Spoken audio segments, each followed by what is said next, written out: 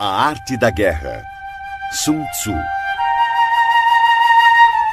Há cerca de 2.500 anos, o general Sun Tzu escreveu este livro para dividir seus conhecimentos sobre as estratégias de guerra.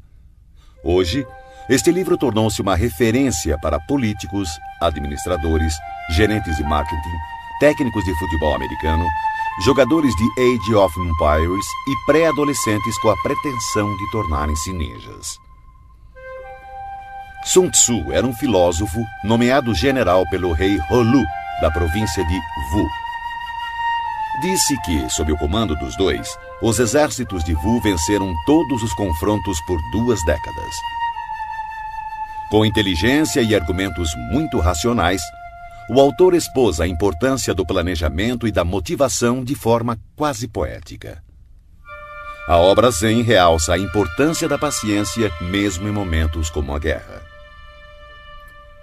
Além da estratégia, Sun Tzu ressalta a energia como algo fundamental para a vitória. Mas essa não é uma energia cósmica ou religiosa. Nada mais é do que vontade de agir e de conseguir conquistar os objetivos. Para atingir uma meta, o autor ensina: é necessário agir em conjunto, conhecer o ambiente de ação, o obstáculo a ser vencido e, é claro, conhecer seus próprios pontos fortes e pontos fracos. Se você conhece o inimigo e conhece a si mesmo, não precisa temer o resultado de 100 batalhas. Se você se conhece, mas não conhece o inimigo, para cada vitória sofrerá também uma derrota. Se você não conhece nem o inimigo nem a si, perderá todas as batalhas. Sun Tzu. O livro é, antes de ser um manual de guerra, uma obra filosófica, e esta é a razão de tanto sucesso. Sobre a arte da guerra, foram feitas dezenas de adaptações por diversos autores, tentando mostrar onde a obra pode ser aplicada. Capítulo 1. Estimativa. Sun Tzu disse: a arte da guerra é questão vital para o Estado. É o âmbito onde a vida e a morte são fundamentadas, um caminho que leva à aniquilação ou determina a sobrevivência. Deve ser examinada com cuidado e nunca negligenciada. A única forma para prever o resultado de uma guerra é analisar a situação com base nos 5 fatores. Primeiro, Tao, caminho. Várias mentes com um único ideal. O caminho que faz o pensamento do povo estar em completa harmonia com o de seus governantes, levando-o a segui-los para viver ou para morrer sem temer nenhum dos riscos. Segundo, clima. É a sombra e a luz, o calor e o frio, o tempo e a sucessão das estações. Aceitar ou desafiar essas condições determinará a vitória militar.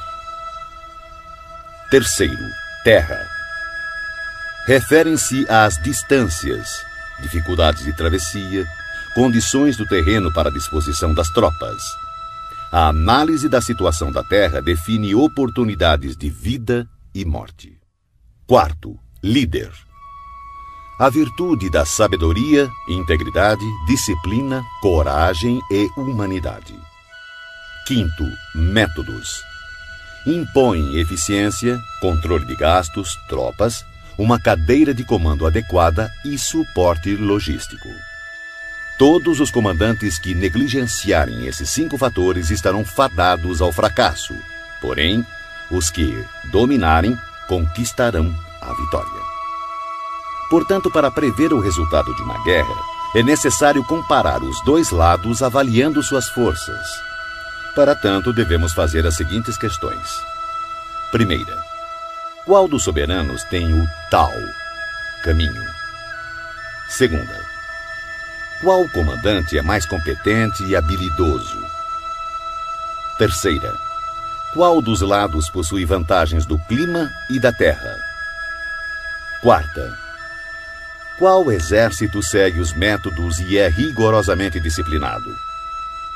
Quinta, qual lado é mais rigoroso e imparcial ao recompensar e punir? Sexta, qual exército tem a maior força? Sétima. Qual exército possui os oficiais e as tropas mais bem treinados? Através dessas 7 comparações, sei quem ganhará e quem perderá a guerra. Se um comandante estiver atento aos meus conselhos e proceder de acordo com eles, a vitória será certa. Nesse caso, mantenha-o. Se um comandante não a seguir, procedendo em desacordo, será derrotado. Nesse caso, demita-o sumariamente. Sabendo dos ganhos que podem advir dos meus conselhos, tire o maior proveito das condições favoráveis, formulando através delas uma vantagem estratégica para reforçar nossa posição. Há momentos em que a maior sabedoria é parecer não saber nada. Por isso, quando capaz, finja então ser incapaz. Quando pronto, finja grande desespero. Quando perto, finja estar longe. Quando longe, façam acreditar que está próximo. Se o inimigo procurar alguma vantagem, seduza-o com uma armadilha. Se estiver desorganizado, ataque-o e conquiste-o. Se ele for muito poderoso, prepare-se para ele. Se ele possuir forças superiores, evite-o. Se ele for orgulhoso, provoque-o. Se ele for humilde, dê forças à sua arrogância. Se ele estiver descansado, faça-o se desgastar. Se ele estiver unido, separe-o.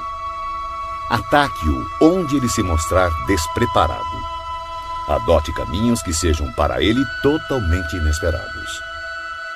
O bom estrategista, para vencer uma batalha, faz antes muitos cálculos no seu templo, pois sabe que eles são a chave que o conduzirá à vitória. É calculando e analisando que o estrategista vence previamente a guerra na simulação feita no templo. Capítulo 2. Gerenciamento da guerra. Sun Tzu disse: a arte da guerra é um exército de 1000 carros velozes, 1000 carroções cobertos de couro e 100.000 guerreiros com cotas de malha. A abundância de coisas necessárias para esse exército deslocado sobre uma distância de 1000 li, com gastos no estado e no campo de operações, incluindo enviados ao exterior e conselheiros, matérias e manutenção de carros e armaduras. Somente quando você tiver 1000 peças de ouro para cada dia de guerra, poderá mobilizar 100.000 guerreiros. Evite batalhas duradouras, busque a vitória rápida. Se a vitória custar a chegar, suas armas se desgastarão e as tropas ficarão desmoralizadas e o entusiasmo tende a enfraquecer. Se você sitiar uma cidade, gastará forças. Se seu exército for mantido muito tempo em campo, as reservas do Estado não serão suficientes. O tempo prolongado irá desgastar as armas, desmoralizar suas tropas, exaurir suas forças e consumir todos os recursos disponíveis, abrindo oportunidades para os governantes vizinhos tirarem vantagens e atacar. Então, mesmo contando com os melhores conselheiros, você não conseguirá garantir bons resultados.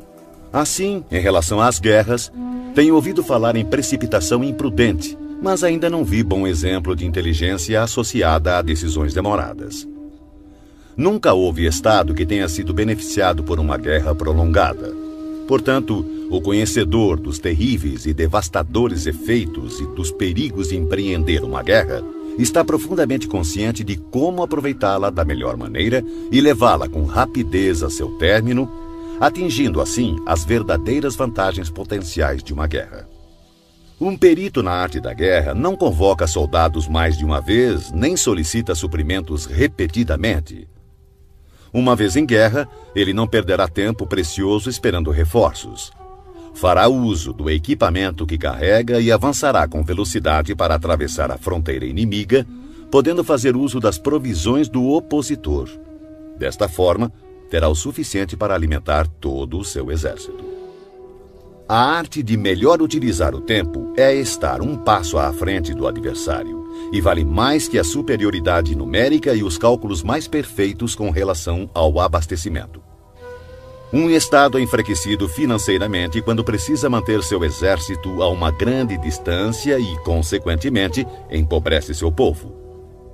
As vizinhanças próximas aos exércitos aumentam seus preços, E, com o custo mais elevado, seus recursos se esgotam com maior rapidez, forçando o Estado a aumentar os impostos dos distritos para assim custear as forças militares.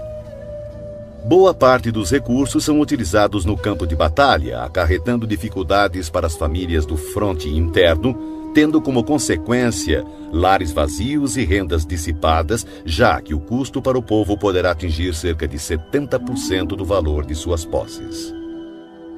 Ao mesmo tempo, as despesas do Estado atingirão quase metade da arrecadação total em gastos com carros quebrados, cavalos abatidos, peitorais e capacetes, arcos e flechas, lanças e escudos, manteletes protetores, animais de tiro e carroças de provisões. Um comandante sábio fará o melhor para alimentar seu exército com frutos do solo inimigo. Consumir uma medida das provisões inimigas equivale a 20 das nossas. Um fardo de forragem inimigo equivale a 20 dos nossos. Na questão que envolve matar o inimigo, nossas tropas devem ser levadas à fúria. Para que fique clara a vantagem de derrotar o oponente, devem também ser recompensadas, pois tirar a riqueza do inimigo é de grande valia para a manutenção das tropas e deve ser usado como objeto de recompensa, de forma a que todos os soldados tenham um forte desejo coletivo e individual de lutar. Porque assim como o que estimula os homens a matar é a fúria, o que estimula a lucrar com o inimigo são os bens materiais. Portanto, nos combates de carros em que forem capturados mais de 10 carros do inimigo, recompense os que capturaram o primeiro deles e substitua bandeiras e estandartes inimigos pelos seus, e então misture com os nossos carros. Eles devem ser usados em conjunto. Todos os soldados capturados devem ser tratados com bondade. A isso se chama aumentar as próprias forças no processo de derrotar o exército inimigo. Na guerra, capítulo 3. Estratagemas. Sun Tzu disse: na arte da guerra, a melhor opção é tomar o país inimigo intacto. Esmagar um país é apenas a segunda melhor opção. O mesmo ocorre com um exército inimigo. Mantê-lo intacto, bem como batalhão, companhia ou simples pelotão de 5 homens, é a melhor opção.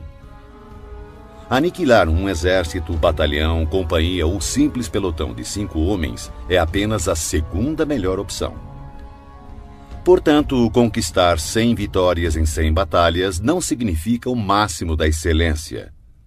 O máximo da excelência é subjugar o exército inimigo sem chegar sequer a combater. Assim, a melhor inteligência militar é atacar as estratégias do inimigo. Em seguida, atacar suas alianças, limitando a junção de suas forças. Depois, atacar seus soldados em seu próprio campo.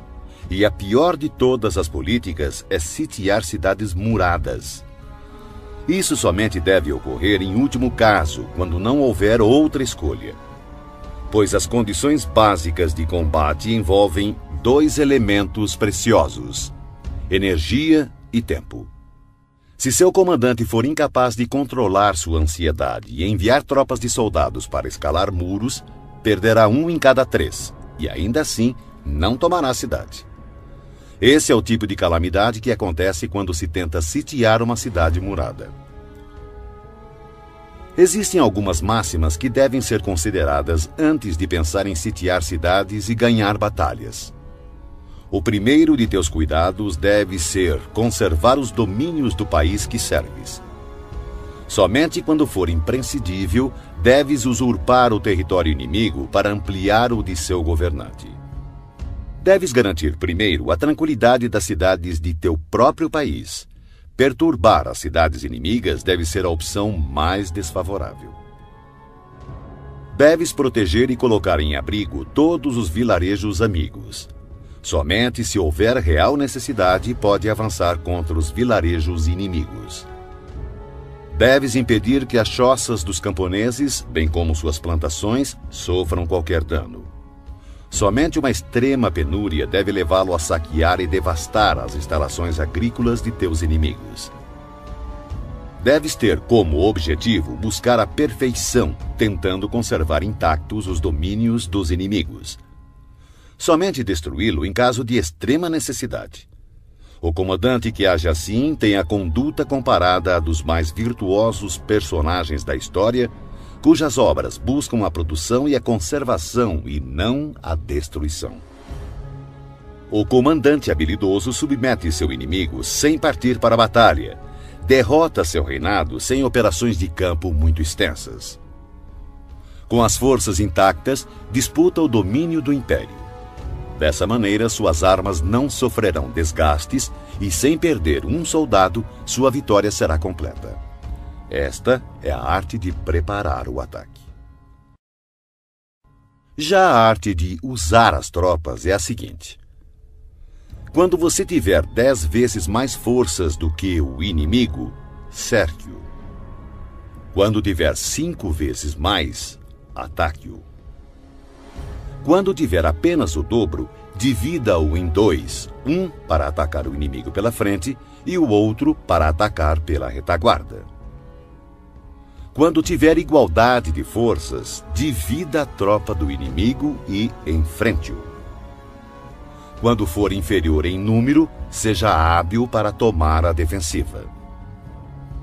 Quando não for páreo para o inimigo, tenha a habilidade de evitá-lo.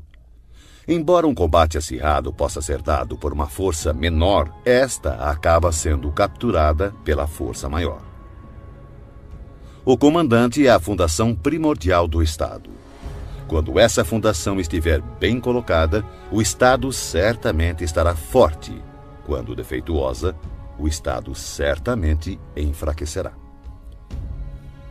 Existem 3 maneiras de um comandante trazer desgraça para o seu próprio exército. Primeira, ordenar um avanço ou retirada sem perceber ou se assegurar que o exército está em condições de obedecer. Chama-se isso de travar o exército. Segunda, interferir na chefia do exército, ignorando assuntos internos. Isso trará confusão aos oficiais e soldados. Terceira, permitir que as ordens que interferem na direção do exército sejam delegadas por nobres que administram o reino. Justiça e humildade são premissas com as quais se governa o Estado, mas nunca o exército. Flexibilidade e oportunismo, por outro lado, são virtudes militares e não civis. Não há pior calamidade do que ordens emanadas de um soberano sediado na corte. Tendo um comandante confundido seu exército e perdido a confiança de seus homens, as agressões dos comandantes vizinhos não tardarão. Daí a máxima: semear a desordem nas próprias fileiras é oferecer aos outros o caminho da vitória. Se um general ignorar o princípio da adaptação, não deve ser colocado em uma posição de autoridade. Um hábil empregador de homens usará o prudente, o bravo, o cobiçoso e o burro. Pois o prudente terá prazer em aplicar seu mérito. O bravo, sua coragem em ação. O cobiçoso é rápido em tirar vantagens. E o burro não teme a morte. Assim, há 5 fatores que permitem prever qual lado sairá vencedor. Primeiro, aquele que sabe quando deve ou não lutar conquistará a vitória. Segundo, aquele que compreende como lidar com a superioridade e a inferioridade numérica na disposição das tropas conquistará a vitória. Terceiro, aquele que possui superiores e subordinados unidos conquistará a vitória. Quarto, aquele que é prudente e põe em campo um exército completamente preparado contra um inimigo despreparado conquistará a vitória. Quinto, aquele que o comandante é hábil e cujos soberanos não interferem, conquistará a vitória. Sun Tzu disse: aquele que... Capítulo 4. Posições táticas. Sun Tzu disse: na antiguidade, o perito em batalha se colocava fora da possibilidade de derrota e esperava que o inimigo expusesse a sua vulnerabilidade. Garantir-nos de não ser derrotado está em nossas mãos. Porém, a oportunidade de derrotar o inimigo é dada por ele mesmo. Por isso se diz: a invencibilidade repousa na defesa, a vulnerabilidade revela-se no ataque. Manter-se e assumir posição defensiva é porque a força do inimigo é esmagadora, porém lançar-se ao ataque é porque a força do inimigo é deficiente.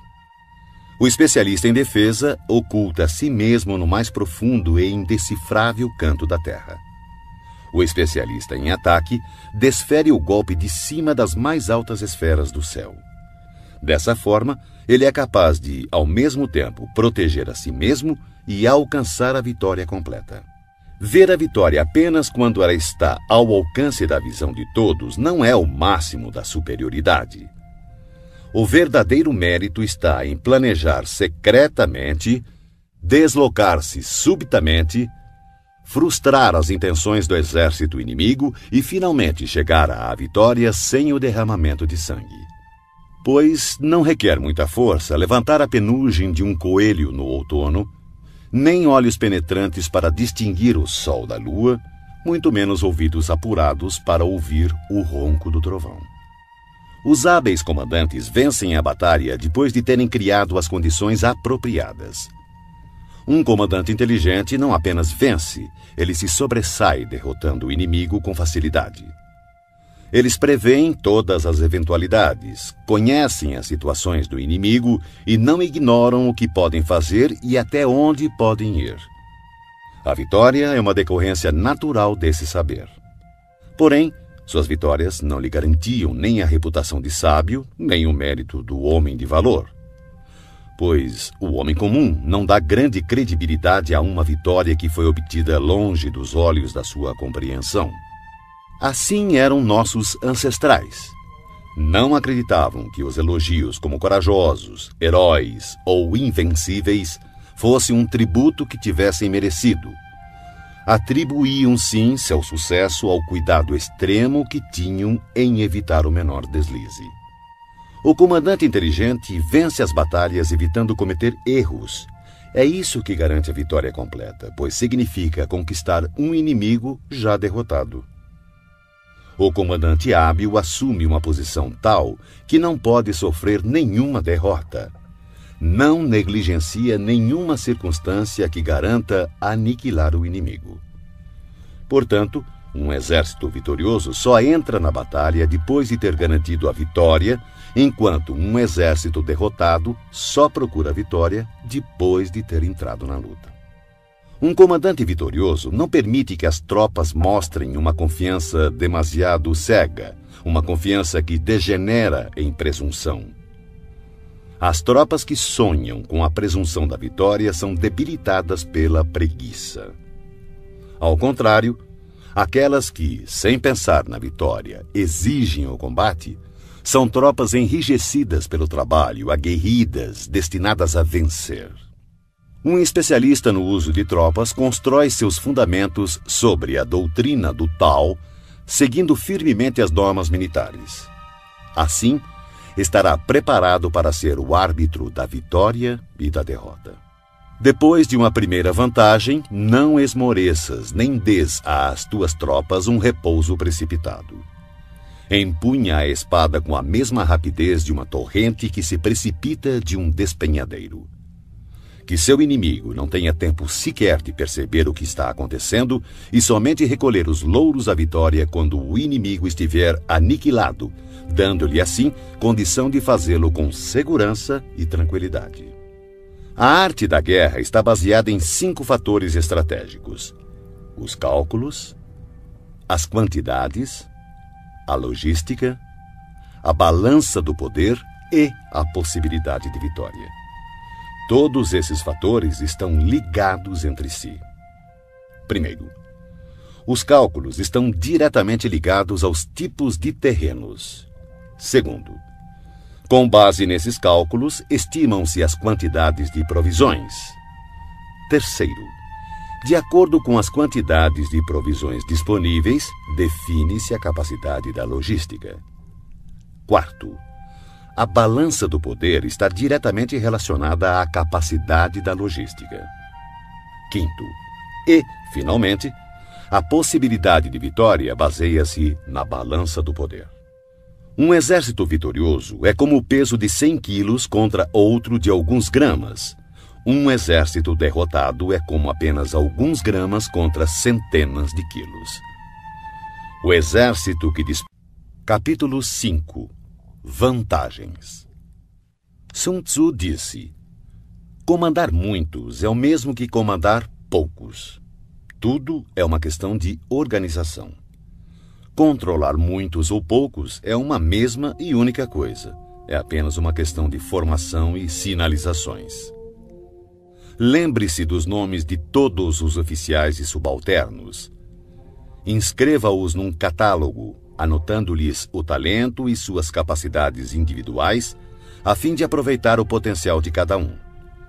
Quando surgir oportunidade, haja de tal forma que todos os que deves comandar estejam persuadidos que seu principal cuidado é preservá-los de toda desgraça. As tropas que farás avançar contra o inimigo devem ser como pedras atiradas em ovos. De ti até o inimigo não deve haver outra diferença senão a do forte ao fraco, do cheio ao vazio. São as operações chamadas diretas e indiretas que tornam um exército capaz de deter o ataque das forças inimigas e não ser derrotado. Em batalha, use geralmente operações diretas para fazer o inimigo engajar-se na luta e as operações indiretas para conquistar a vitória. Em poucas palavras, o que consiste a habilidade e a perfeição do comando das tropas é o conhecimento das luzes e das trevas, do aparente e o secreto. É nesse conhecimento hábil que habita toda a arte. Assim, o perito, ao executar o ataque indireto, assemelha-se ao céu e às terras, cujos movimentos nunca são aleatórios, são como os rios e mares inexauríveis. Assemelham-se ao sol e à lua. Eles têm tempo para aparecer e tempo para desaparecer. Como as 4 estações, ele passa, mas apenas para voltar outra vez. Não há mais que 5 notas fundamentais, mas, combinadas, produzem mais sons do que é possível ouvir. Não há mais que 5 cores primárias, mas, combinadas, produzem mais sombras e matizes do que é possível ver. Não há mais que 5 sabores, mas, combinados, produzem mais gostos do que é possível saborear. Da mesma forma, para ganhar vantagem estratégica na batalha, não há mais que as operações diretas e indiretas, mas suas combinações são ilimitadas, dando origem a uma infindável série de manobras. Essas forças interagem, um método sempre conduz ao outro. Assemelham-se, na prática, a uma cadeia de operações interligadas, como anéis múltiplos ou como a roda em movimento, que não se sabe onde começa e onde termina. Na arte militar, cada operação tem partes que exigem a luz do dia e outras que pedem as trevas do segredo. Não posso determiná-las de antemão, só as circunstâncias podem ditá-las. Opomos grandes blocos de pedra às corredeiras que queremos represar. Empregamos redes frágeis e miúdas para capturar pequenos pássaros. Entretanto, o caudal rompe algumas vezes seus diques após tê-los minado aos poucos. Quando uma ave de rapina se abate sobre sua vítima, partindo-a em pedaços, isso se deve à escolha do momento preciso. A qualidade da decisão é como a calculada arremetida de um falcão que lhe possibilita atacar e destruir sua vítima. Portanto, o bom combatente deve ser brutal no ataque e rápido na decisão. Embaralhada e turbulenta, a luta parece caótica. No tumulto de um combate pode parecer haver confusão, mas não é bem assim. Entre a confusão e o caos, uma formação de tropas pode parecer perdida e mesmo assim impenetrável. Sua disposição é, na verdade, circular e não podem ser derrotadas. A confusão simulada requer uma disciplina perfeita. Afinal, o caos estimulado se origina do controle. O medo fingido exige coragem. A fraqueza aparente se origina da força. Ordem e desordem é uma questão de número, de logística. Coragem e medo é uma questão de configuração estratégica do poder, vantagem estratégica. Força e fraqueza é uma questão de disposição das forças, posição estratégica. O sábio comandante possui verdadeiramente a arte de liderar aqueles que souberem e sabem potencializar sua força, que adquiriram uma autoridade ilimitada, que não se deixam abater por nenhum acontecimento, por mais desagradável que seja. Aqueles que nunca agem com precipitação, que se conduzem, mesmo quando surpreendidos com sangue frio, que têm habitualmente nas ações meditadas e nos casos previstos antecipadamente. Aqueles que agem sempre com rapidez, fruto da habilidade aliada a uma longa experiência. Assim, o ímpeto de quem é hábil na arte da guerra é irrefreável e seu ataque é regulado com precisão. O primeiro imperador Han, 256-195 a.C., desejando esmagar seu oponente Rissung-nu, enviou espiões para conhecer sua condição. Mas este, sabedor do fato, ocultou com cuidado todos os soldados fortes e todos os cavalos bem alimentados, deixando apenas homens doentes e gado magro à vista. O resultado foi que os espiões, por unanimidade, recomendaram ao imperador que atacasse. O resultado? O imperador Han atacou e foi derrotado. Os espiões viram apenas velhice e doença. Isso, sem sombra de dúvida, é uma dissimulação do inimigo e atacar pode ser imprudente. Assim, quando pretende que o inimigo se movimente, o especialista se mostra e o inimigo certamente o seguirá. Ele ilude o inimigo e este acredita. Agindo dessa maneira, manipula o inimigo e assim espera por ele, armado com toda a sua força. O especialista, quando está em batalha, procura sua vitória na vantagem estratégica, não a solicita aos seus homens. Portanto, deve ser hábil para selecionar os homens certos e explorar o avaro e o tolo, o sábio e o valente, e dar a cada um deles uma responsabilidade adequada ao seu perfil. Jamais designe tarefas a quem não for capaz de cumpri-las. Selecione e dê a cada um responsabilidades proporcionais à sua competência. Em 341 a.C., o estado Xi, em guerra com o Wei, enviou o general Sun, que disse: "O estado Xi tem a reputação de covarde, e por esse motivo nosso adversário nos despreza. Vamos virar essa circunstância a nosso favor." Consequentemente, quando o exército atravessou a fronteira do território Wei, Sun ordenou que fossem acesas 100.000 fogueiras na primeira noite, 50.000 na segunda e apenas 20.000 na terceira. O general do exército Wei, Pang Xuan, ordenou o ataque de maneira vigorosa, pensando: "Eu sabia que os soldados de Sun eram covardes. Seu número já caiu menos da metade." Na sua retirada, Sun chegou a um estreito desfiladeiro que, calculou ele, seria atacado pelos perseguidores depois do anoitecer. Lá, chegando, tirou a casca de uma árvore e escreveu: "Sob esta árvore, Pang Xuan morrerá." Então, quando começou a anoitecer, colocou um grupo de poderosos arqueiros emboscados nos arredores, com uma ordem de atirar diretamente se vissem uma luz. Mais tarde, Pang Xuan chegou ao local e, vendo a árvore, acendeu uma luz para ler o que estava escrito. Seu corpo imediatamente foi crivado por uma saraivada de flechas e todo o seu exército foi preso na confusão. Quem explora a vantagem estratégica envia seus homens para a batalha como se fossem troncos e pedras. A pedra e a madeira não têm movimento próprio, uma vez que, em repouso, não mexem por si mesmos, mas seguem o movimento recebido. Se forem quadrados, mantêm-se em repouso. Se forem redondos, rolam até... Capítulo 6. Pontos fortes e pontos fracos. Sun Tzu disse: "Para conseguir que a força de seu exército seja semelhante à de uma pedra de moinho chocando-se contra um ovo, utilize a ciência dos pontos fracos e pontos fortes. Em geral, o exército que primeiro ocupa o campo de batalha para esperar o inimigo estará descansado para o combate. Aquele que chega mais tarde e se precipita para entrar na batalha estará exausto. Assim, o perito em batalhas move o inimigo em vez de ser movido por ele. Para conseguir atrair o inimigo espontaneamente, ofereça-lhe alguma vantagem. Se desejar impedi-lo, é questão de obstruí-lo. Um grande general não é arrastado ao combate, ao contrário, sabe impô-lo ao inimigo. Dessa forma, se o inimigo estiver descansando, fustigue-o. Se estiver bem abastecido de provisões, faça-o ficar faminto. Se acampado silenciosamente, force-o a mover-se atacando em posições que o inimigo deva apressar-se para defender.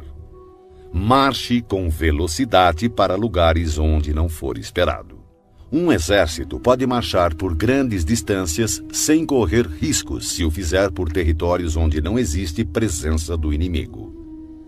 Atacar com confiança e alcançar os objetivos significa atacar aquilo que o inimigo não está esperando. Do mesmo modo, defender-se com confiança e garantir a segurança de suas posições significa defender onde o inimigo não poderá atacar. Assim, contra o especialista em ataque, o inimigo não saberá onde se defender. Contra o perito em defesa, o inimigo não saberá onde atacar. Aquele que for capaz de atacar das maiores alturas dos céus repentinamente, surpreendendo o inimigo, tornará impossível sua defesa. Assim, os lugares a serem atacados são exatamente os que o inimigo não pode defender. Aquele que for especialista em esconderijos de defesa torna impossível para o inimigo saber seu paradeiro. Assim, os lugares que ele dominar serão exatamente os que o inimigo não poderá atacar. O comandante habilidoso deve lançar mão da arte da sutileza e do sigilo, aprender a ser invisível e inaudível. Dessa forma, terá em suas mãos o destino de seus inimigos. Poderá avançar sem encontrar resistência se fizer isso contra os pontos fracos dele. E recuar se colocando a salvo da perseguição se seus movimentos forem mais rápidos do que de seus adversários. Portanto, se pretendemos nos lançar na batalha, nosso inimigo não terá escolha a não ser nos enfrentar, mesmo que esteja abrigado em altas trincheiras ou fossos profundos, porque atacaremos uma posição que ele precisará defender. Do contrário, se quisermos evitar o confronto, o inimigo não poderá nos obrigar a lutar, pois podemos evitar que ele venha ao nosso encontro. Mesmo que as marcas de nosso acampamento estejam esboçadas no chão, precisamos apenas atirar coisas estranhas e inexplicáveis em seu caminho para confundi-lo. Descobrindo a posição do inimigo enquanto ocultamos a nossa, teremos força totalmente concentrada onde ele estiver dividido. Se nosso exército estiver unido enquanto o exército do inimigo estiver fragmentado, atacaremos como um só corpo e seremos muitos contra poucos. Dessa forma, se formos capazes de golpear com uma força superior, uma força inferior, usando muitos contra poucos, qualquer um que levarmos a lutar estará em situação de desespero.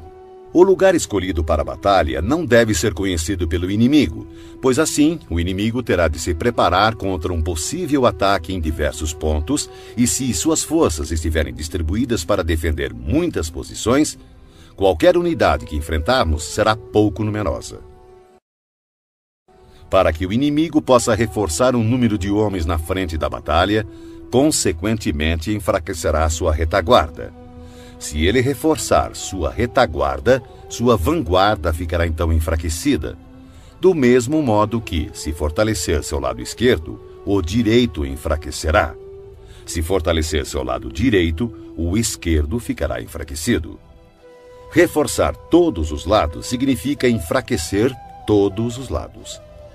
A fraqueza numérica decorre da necessidade de se preparar contra possíveis ataques, à força numérica de obrigar o adversário a fazer esses preparativos contra nossos possíveis ataques. Conhecendo o local e a hora da próxima batalha, podemos nos concentrar a grandes distâncias. Mas se não pudermos prever nem o lugar nem o dia da batalha, então seu lado esquerdo nada poderá fazer a favor do seu lado direito, assim como o direito não salvará o esquerdo, nem tampouco sua retaguarda poderá salvar sua frente de batalha, nem o contrário. E tanto mais será assim quanto mais distante estiverem os seus reforços. Ainda que o inimigo possua a força numérica a seu favor, é possível evitar que ele inicie combate contra nosso exército. Analise os planos de batalha do exército inimigo para ter conhecimento de suas fraquezas e de suas probabilidades de sucesso. Provoque-o para que assim possa descobrir o padrão de seus movimentos. Force-o a revelar-se, de forma que venha a exibir seus pontos vulneráveis. Compare o exército adversário com o seu para poder identificar onde a força é abundante e onde possui maior deficiência. Quando estiver preparado seus arranjos táticos, oculte-os. O máximo da habilidade quando se assume uma estratégia é não ter forma. Se sua forma não for definida, o mais esperto dos espiões não será capaz de compreendê-la, e os mais sábios conselheiros não conseguirão planejar defesa contra ela. Mesmo que todos possam ver as táticas individuais empregadas para conquistar, quase ninguém consegue entender a estratégia através da qual se obtém a vitória total.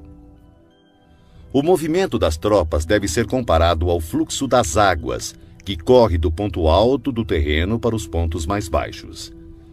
Assim, no caminho da vitória, seu exército deve evitar os pontos fortes do inimigo e procurar atacar onde ele demonstrar maior fraqueza.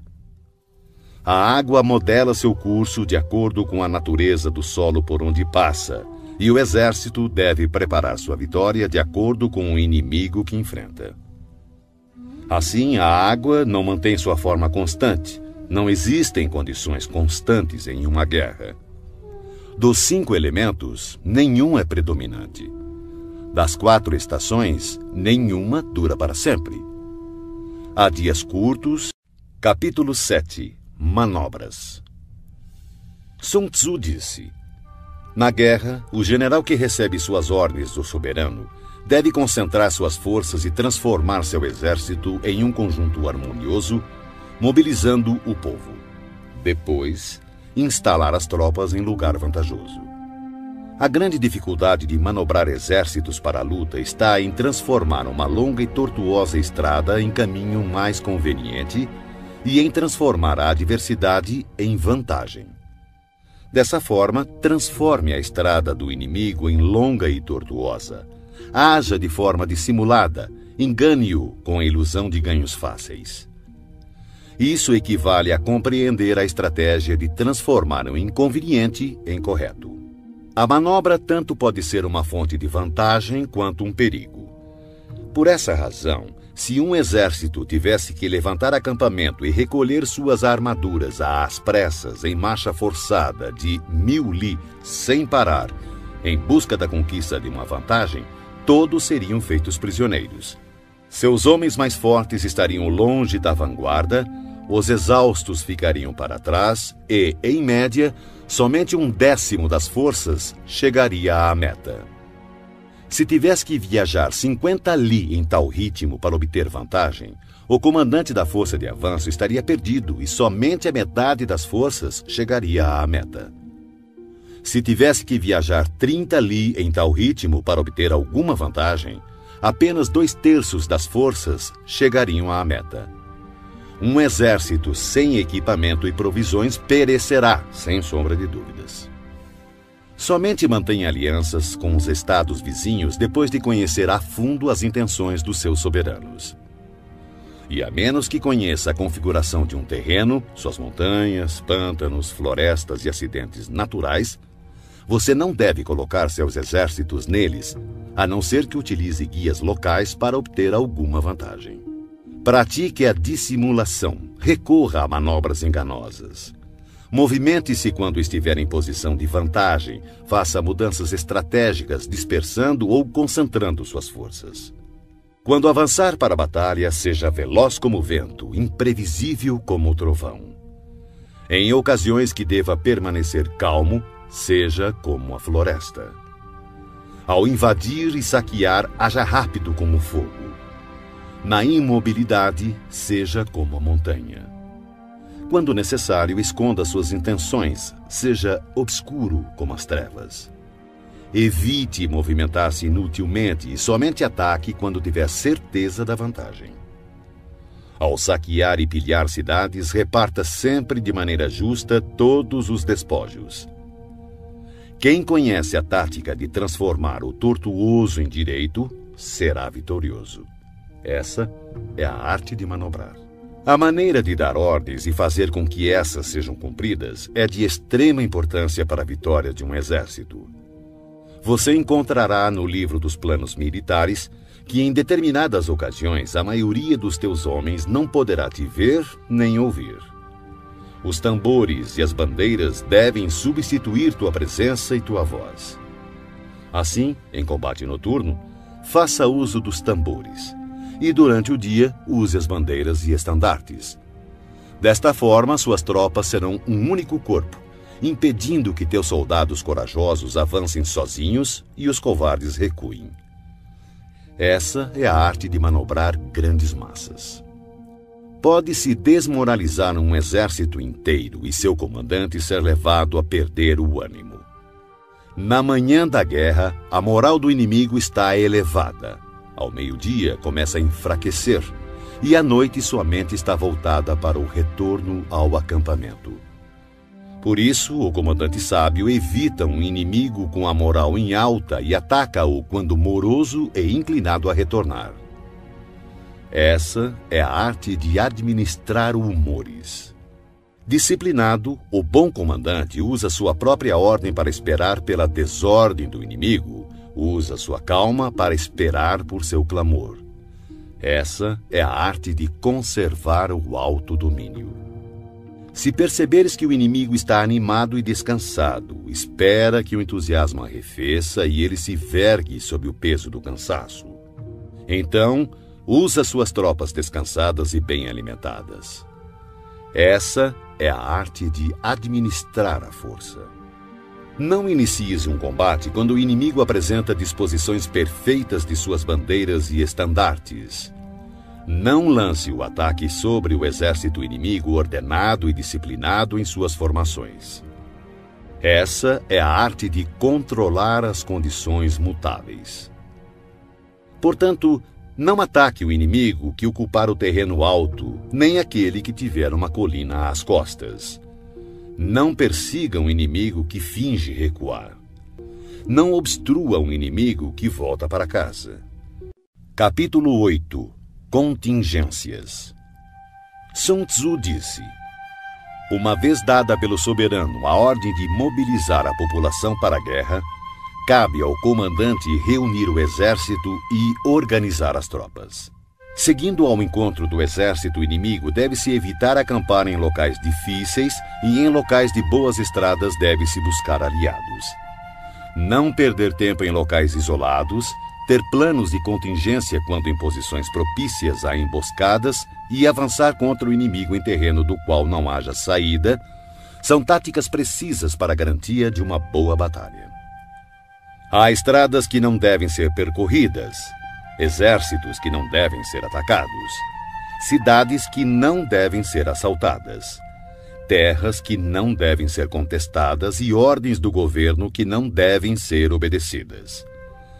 Portanto, o comandante que compreender as vantagens da arte da mudança e não se ater a uma maneira única de comandar, mas sim adaptar-se às circunstâncias variando suas táticas para enfrentar o exército inimigo, saberá como comandar seus soldados.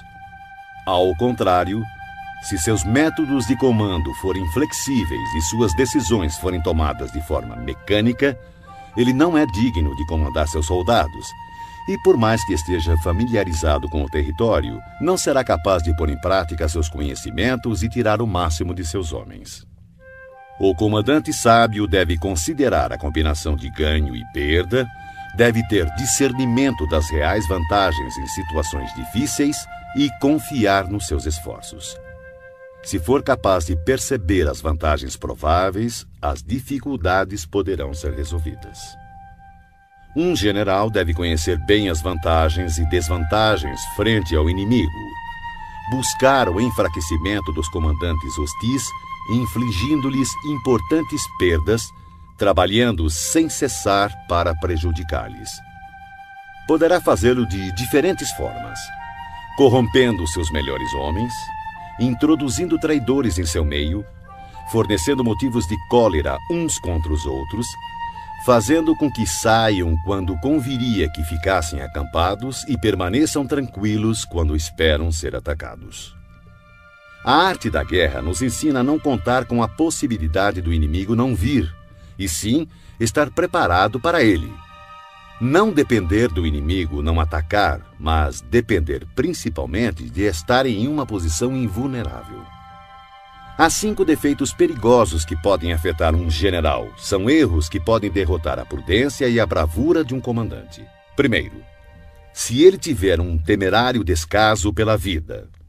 Um general que se expõe sem necessidade, que parece buscar os perigos da morte, é um homem precipitado. Segundo, se ele tiver um cuidado excessivo em conservar a própria vida e por esse motivo não ousa e sim dá mostras de covardia, poderá ser facilmente capturado. Terceiro, se tiver temperamento volúvel. Um general que perde facilmente o controle e se deixa levar pela cólera será ludibriado pelo inimigo através de provocações e cairá em emboscadas sem perceber. Se for suscetível à honra, um general não deve se ofender de forma intempestiva. Por querer reparar a honra por qualquer insulto, poderá perdê-la. Quinto, se conservar uma compaixão excessiva por seus soldados. Um general deve punir seus soldados com severidade quando necessário, ministrar castigo e trabalho com discernimento, ou poderá ser facilmente desrespeitado. Esses 5 perigosos traços demonstram falhas graves de um comandante e devem ser cuidadosamente evitados, pois são, sem dúvida, os motivos que levam à derrota de um exército e à morte de seu comandante.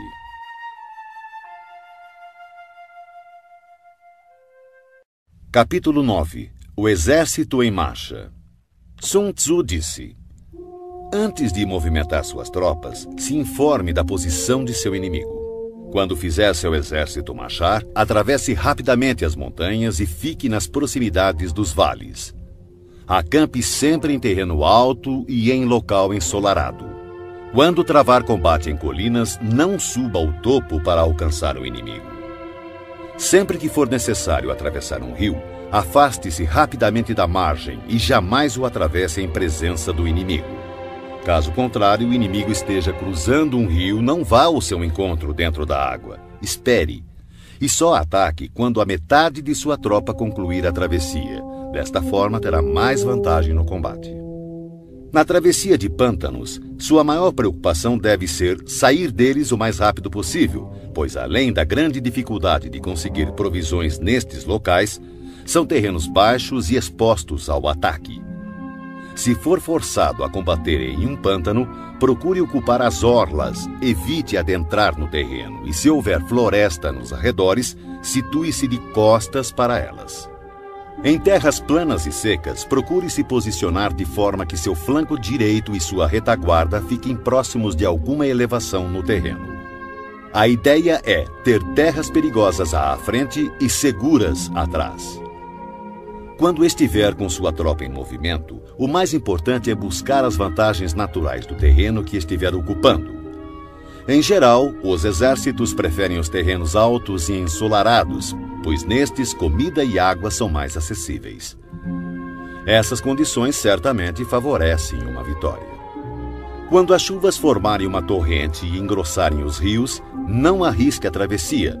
Espere que as águas retomem seu curso natural. Evite regiões onde há penhascos com rios que correm no fundo, lugares fechados, moitas espessas e gargantas estreitas, e, se não for possível, abandone esses lugares rapidamente. Enquanto nos afastamos, devemos atrair o inimigo para esses locais e talvez ele caia nos perigos que acabamos de nos esquivar. Tenha cuidado também com lugares cobertos de matos e de pequenos bosques, lagos cercados de plantas aquáticas e charcos cheios de junco. São locais próprios para emboscadas e esconderijo de espiões traiçoeiros. Estando perto destes lugares, não se movimente antes de fazer um reconhecimento de toda a área. Portanto, devo afirmar, mais uma vez, que independente do acampamento ser bom ou ruim, deve-se buscar as vantagens de cada terreno.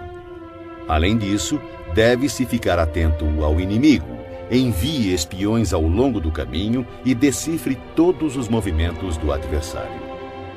Se o inimigo estiver próximo e ainda assim se manter em silêncio, ele não está ocupando uma posição estratégica. Se estiver distante e tentar provocar um combate, ele quer que avancemos. Se ele estiver acampado em terreno plano, com certeza está protegido por alguma vantagem. Se houver movimento entre as árvores de uma floresta, fique atento. Pode ser que o inimigo esteja avançando.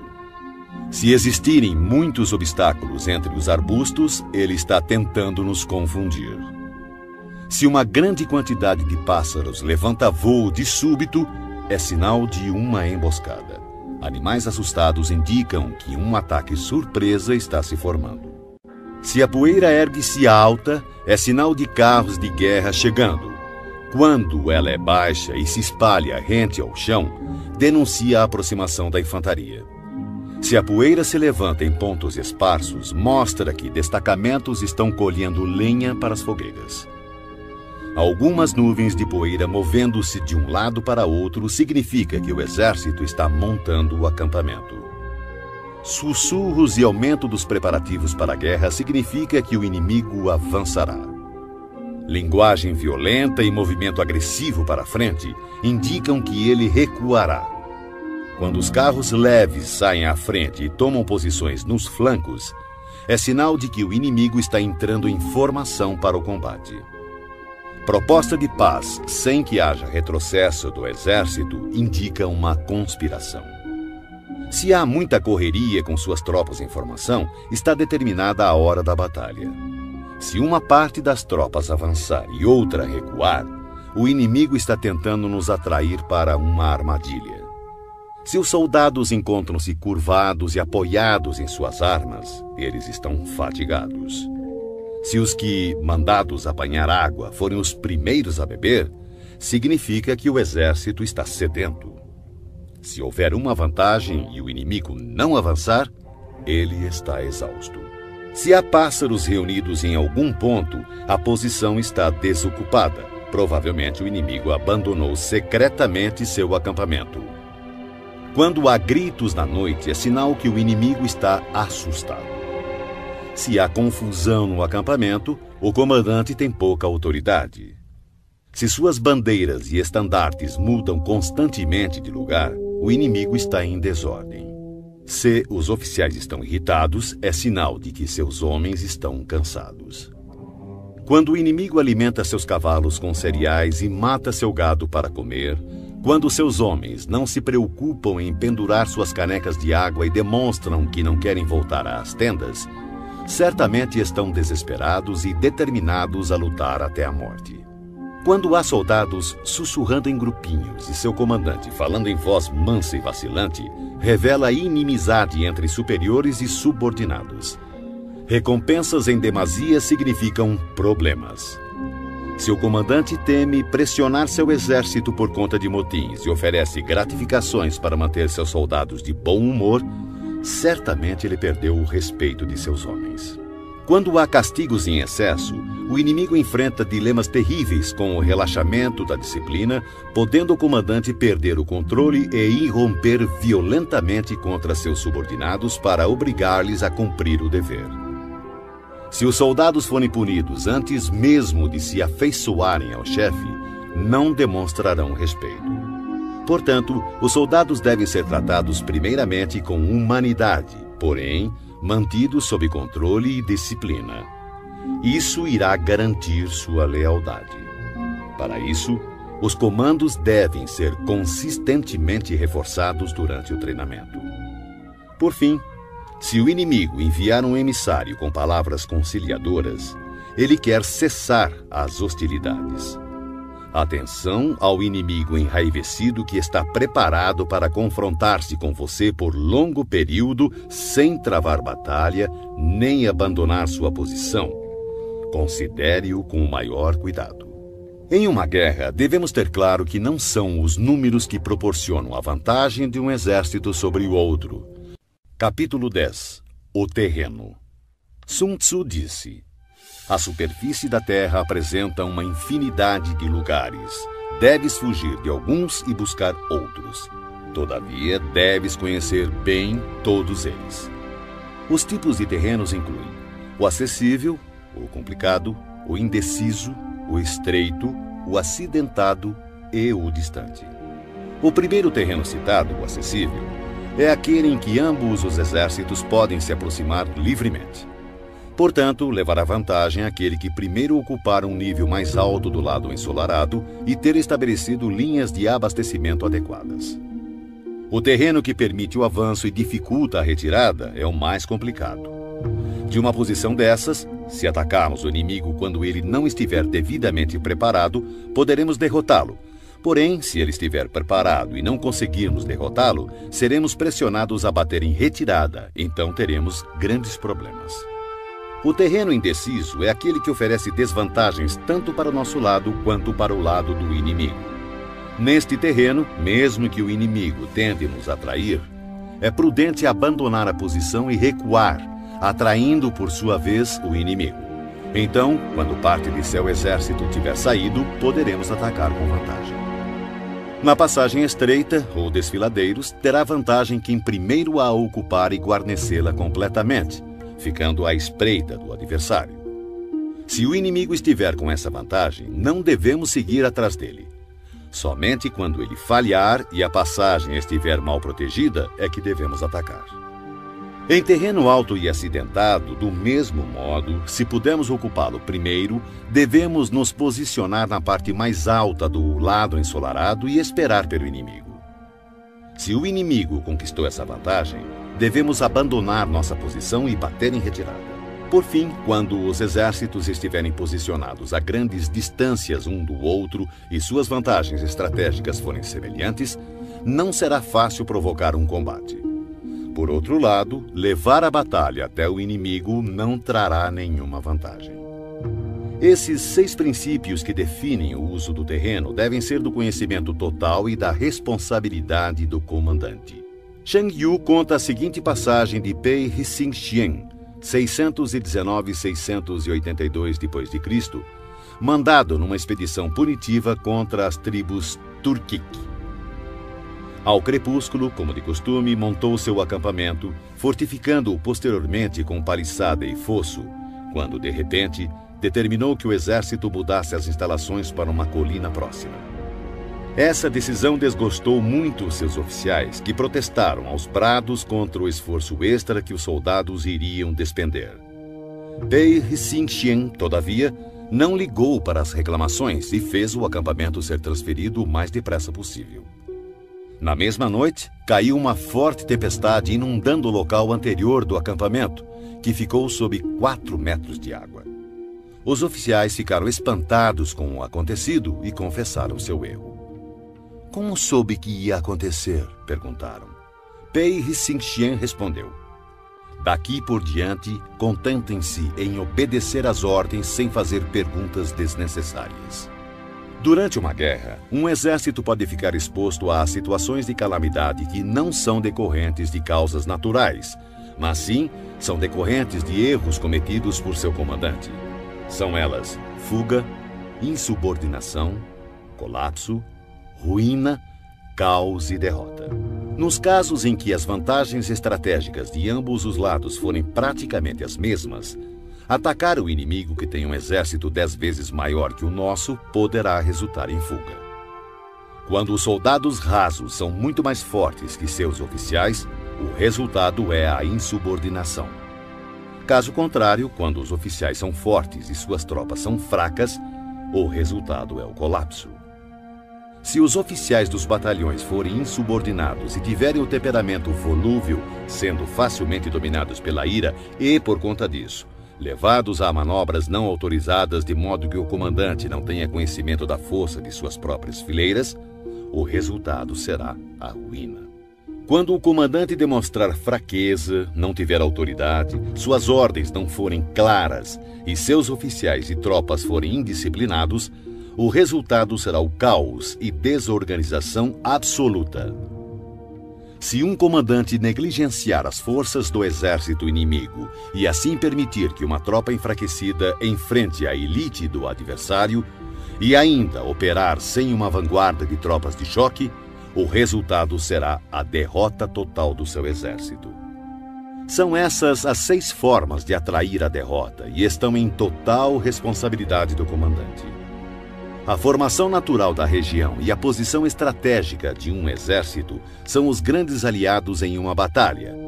Mas a capacidade de avaliar o inimigo, de criar condições para se chegar à vitória e de calcular astutamente as dificuldades, perigos e distâncias constitui o teste de um grande comandante. Quem conhecer esses fatores e os colocar em prática de forma adequada será vitorioso. Aquele que lutar sem isso, certamente será derrotado. Desta forma, se tiver certeza que o caminho da batalha garante a vitória, então você deve lutar, mesmo contra a decisão de seu soberano. Mas, se o caminho da batalha não assegura a vitória, então não deve lutar, mesmo com ordem do seu governante.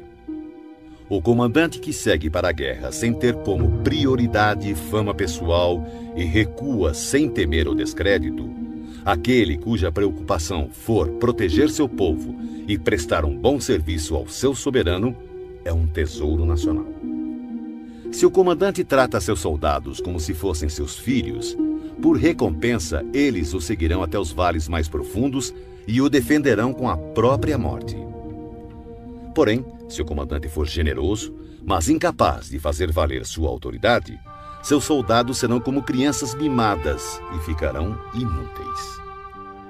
Se soubermos que nossas tropas estão prontas para atacar, mas ignorarmos que o inimigo não está vulnerável, chegaremos apenas a meio caminho da vitória. Saber que o inimigo está vulnerável, mas ignorar se nossas tropas podem atacar para vencer, reduzem à metade nossas chances de vitória. Saber que o inimigo está vulnerável e que nossas tropas estão prontas para atacar e vencer, e ainda assim ignorarmos que o terreno não nos favorece, novamente reduz nossas chances de vitória. Portanto, quando o soldado experiente se mover, nunca ficará desorientado e quando partir para a ação, não encontrará limites. Por isso se diz: se você conhece o inimigo e a si mesmo, a vitória não estará em risco. Se você conhece o terreno e as condições naturais, a vitória poderá ser completa. Sun Tzu disse: a arte da guerra reconhece 9 situações de acordo com a variação dos terrenos. O dispersivo, o fácil, o controverso, o aberto, o de estradas cruzadas, o terreno crítico, o difícil, o vulnerável a emboscadas e o mortífero. Quando um comandante está lutando perto de suas próprias fronteiras, este é um terreno dispersivo, porque estando os soldados perto de suas casas e ansiosos para reverem suas famílias, ficam esperando a primeira oportunidade dada por um combate para espalharem-se por todos os lados. Quando as tropas penetrarem apenas um pouco no território do inimigo, chamamos de terreno fácil, porque, embora terreno hostil, não está a grande distância e será fácil retroceder na primeira oportunidade. A região que não oferece muitas vantagens para ambos os lados é chamada de terreno controverso. São terrenos-chave e devem ser disputados. A região ou território onde ambos os lados têm total liberdade de movimentação é chamada de terreno aberto, locais que comunicam-se com o exército inimigo e com as zonas de retirada. Terrenos e estradas cruzadas são territórios que fazem fronteiras com muitos estados, portanto possuem cruzamentos estrategicamente vitais. O primeiro a atingi-lo terá a vantagem de fazer aliança com outros estados. Quando um exército tiver penetrado em território hostil, deixando para trás cidades fortificadas, este é um terreno crítico. Denominamos terreno difícil toda região trabalhosa de atravessar, sejam florestas, montanhas, pântanos, desertos ou precipícios. Regiões pelas quais o acesso só é possível através de estreitos desfiladeiros, de forma que uma pequena quantidade de inimigos é suficiente para atacar nossa força principal, são considerados terrenos vulneráveis a emboscadas ou ataques. Enfim, terrenos mortíferos ou sem saída são locais de perigo constante, onde devemos combater com toda a nossa força para sobrevivermos. Assim, em terreno dispersivo, não lute. Em terreno fácil, não pare. Em terreno controverso, não ataque. Em terreno aberto, não tente barrar o inimigo. Em terreno de estradas cruzadas, faça alianças. Em terreno crítico, saqueie os recursos do inimigo. Em terreno difícil, marche sem parar. Em terrenos propícios a emboscadas, elabore planos de contingências e, em terrenos sem saída, lute.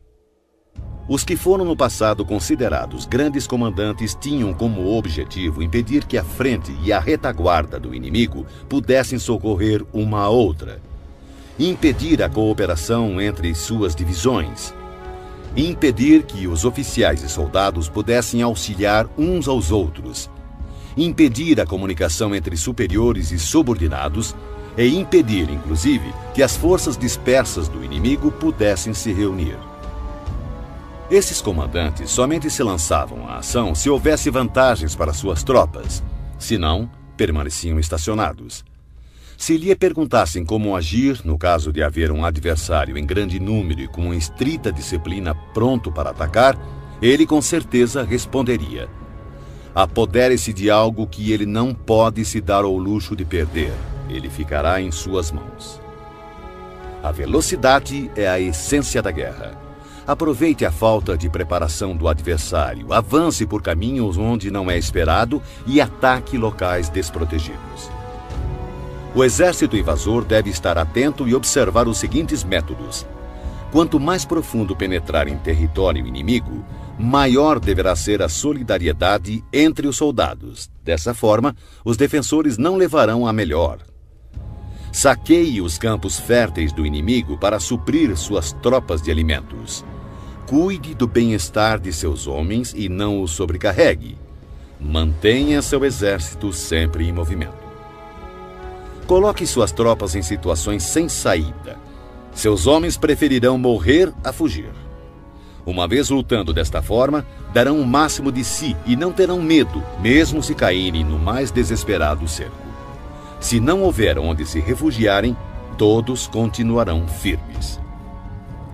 Assim, sem precisar ser mandados, seus homens estarão em constante alerta, cumprirão seus deveres e serão fiéis e disciplinados. Portanto, no dia em que esses homens forem ordenados a partir para o combate, talvez chorem, porém não por medo, mas porque todos estão dispostos a vencer ou morrer. Em 73 d.C., quando Pan Shao chegou a Shanshanquang, rei do país, recebeu-o a princípio com grande polidez e respeito. Mas, logo após, seu comportamento sofreu uma mudança súbita e ele tornou-se descuidado e indiferente. Pan Shao comentou com seus oficiais: repararam que os modos educados de Quang sumiram? Só pode significar que chegaram mensagens dos bárbaros do norte e que Quang ficou indeciso, sem saber de que lado se põe. Certamente é esse o motivo. O homem inteligente pode perceber as coisas antes delas acontecerem. Chamou imediatamente um dos nativos que fora posto ao seu serviço e preparou-lhe uma armadilha. O homem acabou revelando tudo. Pan Shao convocou uma reunião geral de seus oficiais e começou bebendo com eles. Quando o vinho lhes havia subido ligeiramente à cabeça, testou mantê-los mais excitados, falando-lhes assim: senhores, estamos no interior de uma região isolada, ansiosos por obter riquezas e glórias através de uma grande proeza. Ora, acontece que um embaixador do Riciúnu chegou a este reino há apenas alguns dias, e o resultado foi que o trato respeitoso que nos foi dado pelo nosso anfitrião real desapareceu. Se esse enviado dominá-lo, tomar nossa força e levar-nos para Risium-Nu, nossos ossos serão pasto dos lobos do deserto. Que faremos? Unanimemente, os oficiais responderam: diante do perigo de vida que corremos, seguiremos nosso comandante vivos ou mortos. Não se alcança sucesso nas batalhas a menos que os soldados tenham sagacidade e objetivos em comum e, mais importante ainda, espírito de cooperação. A causa primária pela qual deve-se conduzir um exército é estabelecer um padrão unificado de coragem. Assim, o bom comandante conduz suas tropas como se conduzisse um homem pela mão. Dessa forma, essa pessoa não pode deixar de segui-lo. Um grande comandante deve ser calado, assegurando o sigilo. Deve ser justo e honesto, mantendo a ordem. Deve manter o povo na ignorância quanto aos seus planos. Alterando seus planos, ele mantém o inimigo no escuro. Mudando seu acampamento, evita que o inimigo preveja seu objetivo. No momento crítico, age como se, após subir uma grande altura, joga-se a escada fora, leva seu exército para o interior do território inimigo. Ao invadir um terreno hostil, a regra geral é que penetrar profundamente no território do exército inimigo dá coesão. E se a invasão for superficial, mais facilmente seus homens se dispersarão. Quando sair de seu próprio terreno e levar suas tropas além de suas fronteiras, você estará em terreno isolado. Quando estiver vulnerável por todos os lados, você estará em um terreno de estradas cruzadas. Quando à sua frente houver um estreito desfiladeiro, você estará em um território propício a emboscadas. Quando estiver sem saída, você estará em um terreno mortífero. Portanto, em terreno disperso, deve unir suas tropas. Em terreno fácil, mantenha ligações estreitas entre as tropas. Em terreno competitivo, deve-se acelerar a marcha. Em terreno aberto, dê mais atenção à defesa. Em cruzamento, reforce as alianças. Em terreno crítico, mantenha uma linha permanente de abastecimento. Em terreno difícil, continue sempre avançando. Em terreno vulnerável, bloqueie as passagens de acesso. E, finalmente, em terreno mortífero, lute até a morte. Antes de firmar aliança com estados vizinhos, procure conhecer as intenções de seus soberanos. E somente disponha seu exército nessas terras com o auxílio de um guia local, pois é preciso estar familiarizado com a geografia do local a fim de transformar empecilhos naturais em vantagens estratégicas. A seguir, fatores que não devem ser ignorados por um exército digno de um rei. Ofereça recompensas grandiosas, dê ordens extraordinárias e você comandará o exército inteiro como se fosse um único homem. Dê tarefas às tropas, mas não revele suas reais intenções. Coloque-os frente a frente com o perigo, mas não revele as vantagens. Coloque suas tropas em situações de vida ou morte, em terrenos sem saída. Só assim continuarão vivos. Somente quando se encontram em real perigo, os homens aprendem a transformar derrota em vitória. O sucesso da guerra está em estudar cuidadosamente as intenções do inimigo. Se ele mostra inclinação para avançar, atraia-o. Se deseja recuar, deixe que ele leve adiante sua intenção. No dia em que for feita a declaração de guerra, bloqueie todas as passagens, destrua os registros oficiais e proíba qualquer contato com emissários do inimigo. Reveja todos os seus planos com urgência e rigor e finalize sua estratégia. Se o inimigo mostrar alguma vulnerabilidade, avance sobre ele. Conquiste algo que seja de grande importância para seu adversário e não permita que ele saiba qual será o momento de seu ataque.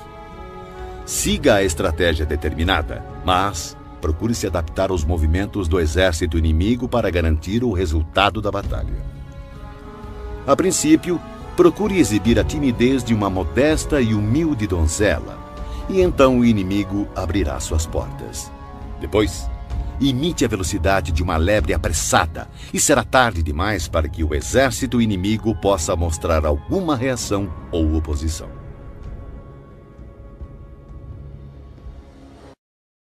Capítulo 12. O ataque pelo fogo. Sun Tzu disse: existem 5 meios de atacar com fogo. O primeiro consiste em queimar os homens. O segundo, queimar as provisões. O terceiro, queimar transportes e equipamentos. O quarto, queimar arsenais e depósitos. E, por último, lançar fogo contínuo sobre o inimigo. Para iniciar um ataque com fogo, deve-se manter sempre preparado um material inflamável e aguardar que o tempo e as circunstâncias estejam favoráveis. Deve-se observar que a época mais adequada para o uso do fogo são os períodos quentes e secos. Há ainda os dias mais propícios para o alastramento das chamas, são aqueles em que a lua estiver passando pelas constelações da cesta dos ventos, do muro, das asas e da plataforma do carro, pois estas constelações determinam dias ventosos.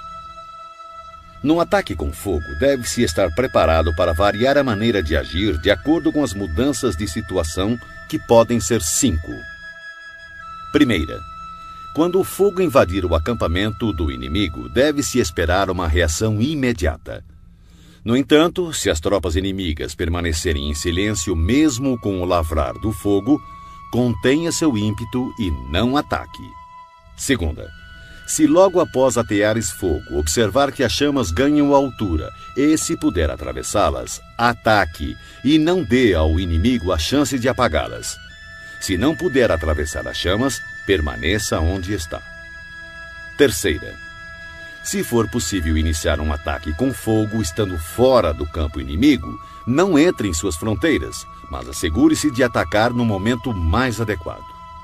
Quarta, considere sempre a direção do vento, atacando em seu favor. Jamais ataque contra o vento ou vai sofrer tanto quanto o inimigo. Quinta, se o vento soprou continuamente durante todo o dia, certamente ele cessará ao anoitecer. Tome precauções para não ser surpreendido. Todo exército bem treinado deve dominar os 5 desdobramentos relacionados ao ataque com fogo e devem ter conhecimento do movimento das estrelas para identificar os dias mais adequados para que possa iniciar esse tipo de ataque. Demonstra grande inteligência aquele que usa o poder do fogo para atacar. Os que usam a água conseguem um acréscimo de força, mas não são eficientes em privar o inimigo de suas provisões. A água será bem utilizada para interceptar e ilhar o inimigo. As diferentes maneiras de combater com fogo proporcionam uma plena vitória, mas é preciso saber colher os frutos, ou todo esforço será uma perda de tempo. É de grande importância também reconhecer o mérito de teus homens e recompensá-los, pois se tuas tropas só enfrentarem dificuldades e trabalho sem o devido reconhecimento, perderás o respeito de teu exército. O general esclarecido melhora seus recursos, comanda seus soldados com autoridade, mantém-nos juntos pela boa-fé e os torna serviçais por boas recompensas. Se a fé diminuir, haverá separação. Se as recompensas forem deficientes, as ordens serão desrespeitadas. Em batalhas, quaisquer que sejam os resultados, o gosto sempre será amargo, mesmo para os vencedores. Portanto, a guerra deve ser a última solução e só deve ser travada quando não existir outra saída. Um soberano jamais deve decidir pela guerra se estiver dominado pelo ódio ou vingança. Um bom comandante não deve mobilizar suas tropas se tiver o coração tomado pelos mesmos sentimentos. Ambos devem aguardar dias mais serenos para ponderar, pois uma pessoa em crise pode recuperar seu bom humor, assim como uma pessoa no calor da paixão pode encontrar novamente equilíbrio. Não marche a não ser que veja alguma vantagem. Não use suas tropas a menos que haja alguma coisa a ser ganha. Não lute a menos que a posição seja crítica, pois o que jamais poderá ser recuperado totalmente é um estado devastado pela guerra. nem tampouco ressuscitar seus mortos. Capítulo 13. Os espiões. Sun Tzu disse: constituir um exército de 100.000 homens e percorrer com ele longas distâncias gera grandes perdas ao povo e custa muito para os cofres públicos. Podemos estimar cerca de 1.000 peças de ouro por dia. Isso acarretará distúrbios internos e externos, homens cairão exaustos nas estradas e cerca de 700.000 famílias terão dificuldades de manter seus trabalhos nos campos. Uma guerra pode durar anos. A vitória é decidida em um único dia. Portanto, continuar na ignorância a respeito da condição do inimigo para poupar quantias em dinheiro é um ato extremo de desumanidade. Não lamente o dinheiro empregado para corromper traidores e obter informações do campo inimigo. O que possibilita ao soberano inteligente e seu comandante conquistar o inimigo e realizar façanhas fora do comum é a previsão, conhecimento que só pode ser adquirido através de homens que estejam a par de toda a movimentação do inimigo. Por isso, deve-se manter espiões por toda parte e informar-se de tudo. Existem 5 tipos de espiões que podem ser usados: espiões locais, agentes internos, agentes duplos, espiões dispensáveis e espiões indispensáveis. Quando os 5 tipos de espiões estão ativos e ninguém pode descobrir o sistema secreto, chama-se a isso teia imperceptível. Primeiro, espiões locais são os próprios habitantes do país inimigo quando colocados a nosso serviço. Segundo, agentes internos em geral são funcionários do inimigo, homens ofendidos por ocuparem posições subalternas, concubinas gananciosas por ouro, pessoas volúveis que estão sempre em cima do muro. Para lidar com este tipo de espião é necessária muita cautela. Terceiro, espiões duplos são espiões do inimigo que trazemos para o nosso lado através de suborno e promessas liberais. Nós os induzimos a fornecer informações falsas ao inimigo e, ao mesmo tempo, espionar seus compatriotas.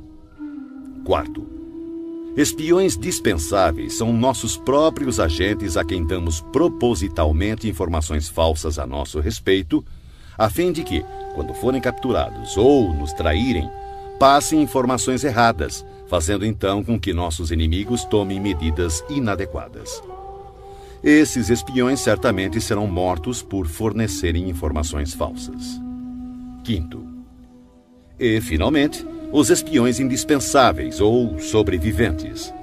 São aqueles que voltam do campo do inimigo com informações. Esse tipo de espião deve sempre fazer parte de seu exército.